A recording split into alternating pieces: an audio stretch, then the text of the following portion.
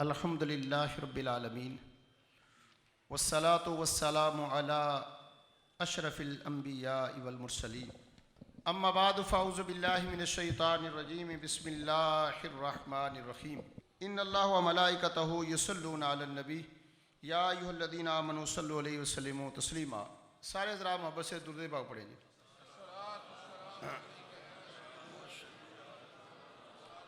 वअला आलिका व अस्हाबिका या सय्यदी या हबीबल्लाह अस्सलातु वस्सलामु अलैका या सय्यदी या सय्यदल मुरसलीन व आज अला। की ये मौलम इंसानियत सालाना कॉन्फ्रेंस पीर तरीक़त रहबर शरीयत हज़रत मौलाना बशीर अहमद यूसुफ़ी दामद बरकातुहुल आलिया और पीर तरीक़त रहबर शरीयत हज़रत अल्लामा मौलाना मुफ्ती खलील अहमद यूसुफ़ी दामद बरकातुहुल आलिया इन साहबजादगान की ज़ेर क़यादत व सियादत इनेकाद पज़ीर है और स्टेज पर कसीर तादाद में हमारी जमात के उलमा तशरीफ़ फरमा हैं। हज़रत बाबा जी अलैहि रहमा के साथ आप प्यार और मोहब्बत करते हैं। मैं इसी मौजू पे आज बात करूँगा कि आपकी उनके साथ मोहब्बत और प्यार तुम्हें इधर और उधर समझते हैं जी जी सुभान क्या अल्लाह फ़ायदा देगी। सुभान अल्लाह। चूँकि ये बात ज़हन में रख लें कि हम बाबा जी से प्यार करते हैं और बाबा जी प्यार करते भी थे और करते भी हैं हमारे बेशक। साथ, ठीक है। अक्सर चेहरे हमने देखे हैं, ये जितने लोग बैठे हैं ये सारे बाबा जी के मोतक़िद हैं। हम मुरीदों से भी ज़्यादा बाबा जी से प्यार करते हैं, सुभान अल्लाह। सीधी सी बात है। हमारी उनसे मोहब्बत है, किस वजह से? इस दीन की वजह से। बेशक बेशक। ठीक है। फरमाया इन्नल्लज़ीना आमनू व आमिलुस सालिहाती, बेशक वो लोग जो ईमान लाए और उन्होंने नेक अमाल किए, सयजलु लहुमुर रहमान वुद्दा, अल्लाह उनकी मोहब्बत ईमान वालों के दिल में डाल देगा। सुभान अल्लाह। जब अल्लाह ताला अपने प्यारों की मोहब्बत किसी को बताना चाहिए तो अल्लाह ताला ने सीगा बड़ा प्यार वाला इस्तेमाल किया है। ये लफ्ज़ रहमान है ना, ये अल्लाह की सारी सिफ़तें शान वाली हैं, कोई सिफत रब की कमज़ोर नहीं, बेशक सारी सिफ़तें आला हैं। लेकिन उन तमाम सिफ़ात में जो सिफत जिसके अंदर रहमत और शफ़क़त सबसे ज़्यादा पाई जाती है वो लफ्ज़ रहमान है। सुभान अल्लाह। चूँकि किसी को बात समझानी हो ना तो प्यार से समझाई जाए, तो गुस्से से नहीं समझाई जाती। जब प्यार की बात हो तो प्यार वाले सीगे ही आते हैं, डांटना हो तो कहार और जबार के सीगे आते हैं। अब अल्लाह यहाँ अपने वलियों की मोहब्बत और प्यार ईमान वालों के दिल में डालना चाहता है तो फरमाया मैं लफ्ज़ रहमान इस्तेमाल कर रहा हूँ कि जो मेरे प्यारों से मोहब्बत करेगा मैं सबसे ज़्यादा शफ़क़त उस बंदे से करूँगा। सुभान अल्लाह। जो प्यारों से प्यार करेगा सबसे ज़्यादा रहमान उस पे मेहरबान होगा। दूसरी बात, ईमान का जिक्र है, नेक अमाल का जिक्र है, आगे अल्लाह के वलियों का जिक्र है। अल्लाह फरमाता है मैं इनकी मोहब्बत ईमान वालों के दिल में डाल देता हूँ। एक ज़रा नुक्ता तवज्जो से सुन ले, ज़रा आपकी तबीयत खुश हो जाएगी। अल्लाह कहता है कि मैं इनकी मोहब्बत तुम्हारे दिलों में डाल दूंगा। इसका मतलब ये बना कि ईमान वालों के दिल में अल्लाह के वली की मोहब्बत का आना उस वली की वलायत की दलील है। ईमान वालों के दिल में, दोबारा सुन ले, एक ही नुक्ता समझ जाएगा, मसला हल हो जाएगा। ईमान वालों के दिल में उस बंदे की मोहब्बत का आना उसके वली होने की दलील है और हमारा उससे प्यार करना हमारे मोमन होने की दलील है। सुभान अल्लाह सुभान अल्लाह। इसका मतलब है कि दो फायदे हो गए। हम बाबा जी से प्यार करते हैं, उनकी वलायत की दलील है, और हमारे मोमिन होने की दलील है। सुभान अल्लाह। हमारे मोमिन होने की दलील है। इसलिए दो नंबर बंदा उनसे प्यार कर ही नहीं सकता। इसकी दलील आगे हदीस सुन ले जरा। सही बुखारी शरीफ में नबी पाक अलैहिस्सलाम का फरमान मौजूद है, बड़ी लंबी चौड़ी हदीस है, मैं उसका एक खुलासा बयान करता हूँ। अल्लाह ताला जब किसी बंदे से प्यार करता है ना, तो अल्लाह ऐलान करता है हज़रत जिब्राईल अलैहिस्सलाम के ज़रिए से, ए जबरील जो ऐलान करो फलाने बंदे से अल्लाह प्यार कर रहा है। ए जबरील पहले तू खुद प्यार कर, फाहिबा हु के अल्फाज आते हैं। ए जबरील तू खुद प्यार कर, क्यों कि तूने आगे दर्श देना है। भाई एक बंदा खुद नमाज ना पढ़े, वो आगे कहता सोना लगता है। बंदा खुद नमाज ना पढ़े आगे के नमाज पढ़ो चंगा लगता है? नहीं।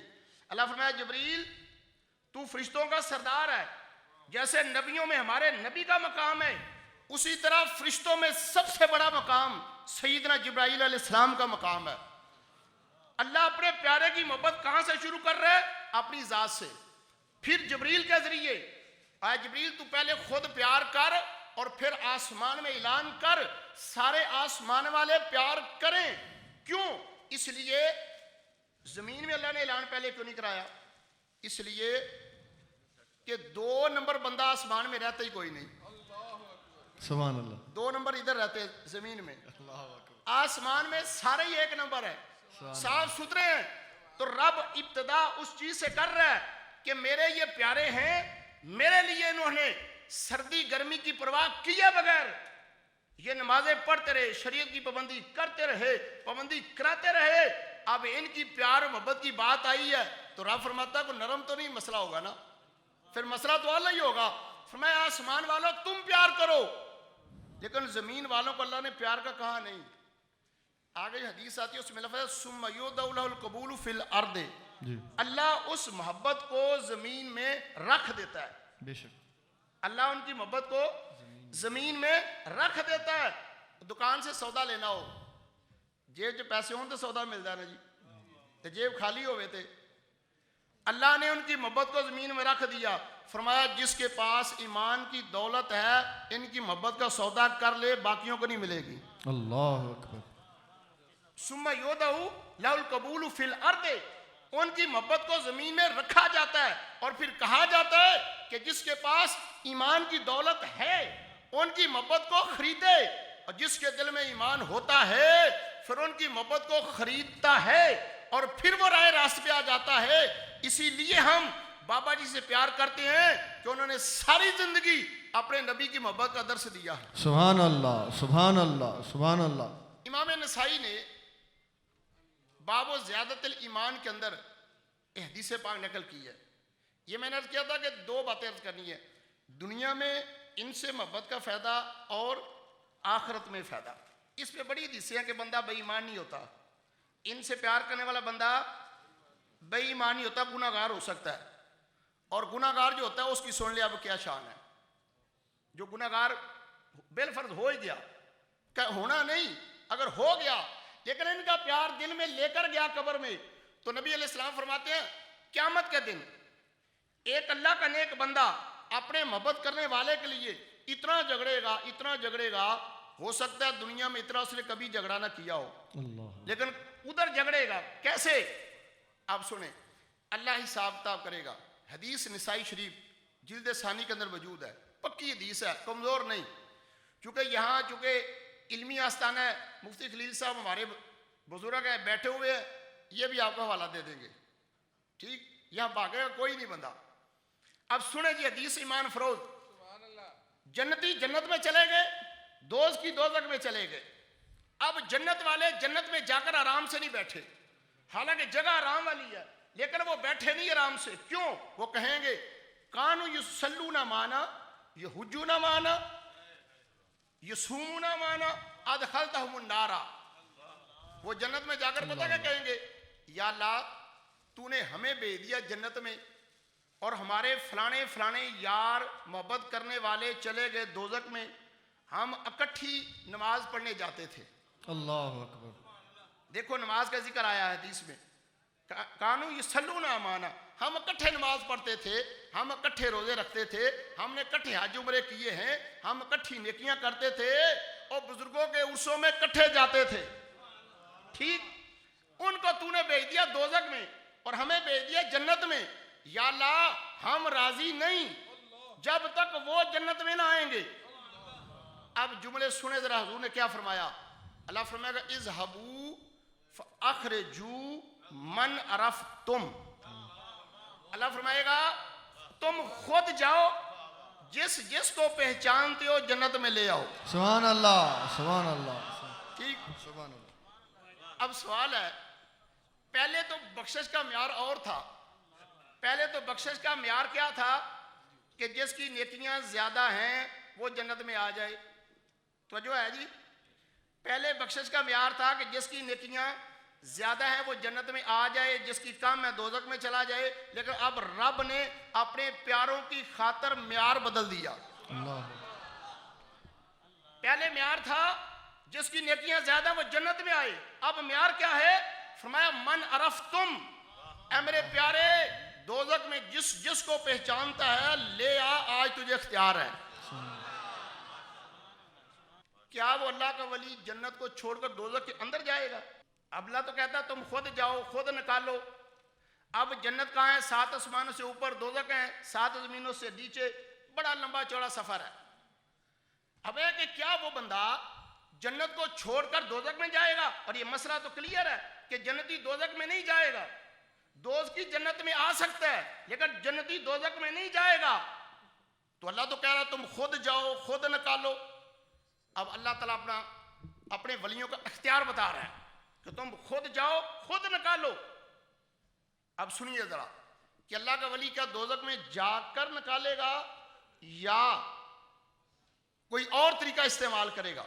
अब इस पर मैं एक दलील कुरान से पेश करता हूं कि हुजूर कहते हैं इज़हबू फअखरिजू मन अरफ्तुम, तुम खुद जाओ, खुद निकालो। तो क्या वो जन्नत छोड़कर दोजख में जाएंगे? जबकि ये मसला कि जन्नत वाला दोजख में नहीं जाएगा। अब सुनिए कुरान से दलील। हजरत असब बिन बरखिया का वाकया कुरान में मौजूद है। ठीक है, जहां हजरत सुलेमान अलैहिस्सलाम मौजूद थे, तकरीबन आज के हिसाब से 1600 किलोमीटर सफर बनता है। जहां पे मलका बल्कीस का तख्त पड़ा था, तो सुलेमान अलैहिस्सलाम ने कहा कौन लेकर आएगा?